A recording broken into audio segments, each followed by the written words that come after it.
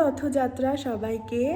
আজকে সকাল সকাল স্নান ধান করে নিয়েছি আর শিবব্রতকে আমি বাজারে পাঠিয়ে দিয়েছি।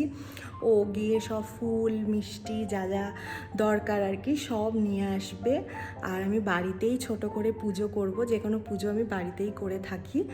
আর 2024 সালে জানো তো তখন আমরা পুরী গেছিলাম, তো ওখান থেকেই জগন্নাথ মহাপ্রভুকে নিয়ে এসেছিলাম আমাদের বাড়িতে। ওনাকেই সুন্দর করে সাজিয়ে গুছিয়ে পুজো করব।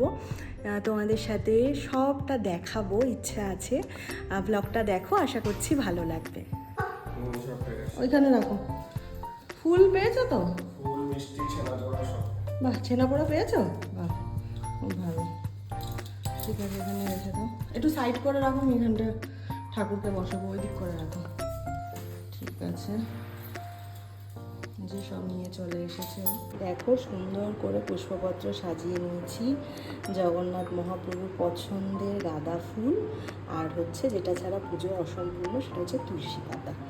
এবার ঠাকুরকে সুন্দর করে ফুল দিয়ে সাজিয়ে দেবো।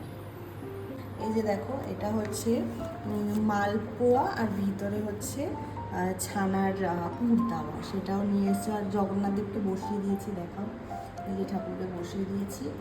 আর এই যে এটা হচ্ছে পায়েসও এনেছে। আর তার সাথে যেটা মেন প্রসাদ সেটা হচ্ছে এই ছানা পোড়া, যেটা জগন্নাথ দেবের সব থেকে পছন্দের। এগুলো এখন ঠাকুরকে সব দেব। এই যে দেখো, পুজো হয়ে গেছে, সুন্দর করে সাজিয়ে দিয়েছি আমার জগন্নাথ মহাপ্রভুকে।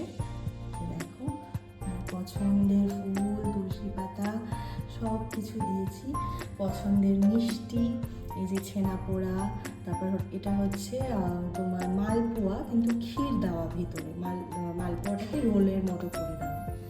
এটা ছানার পায়েস দিয়েছি। এই দেখো, জয় জগন্নাথ।